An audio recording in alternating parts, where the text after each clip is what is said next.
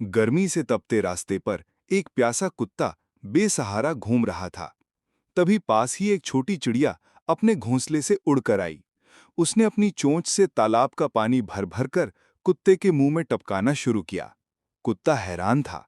उसकी आंखों से आंसू बह निकले।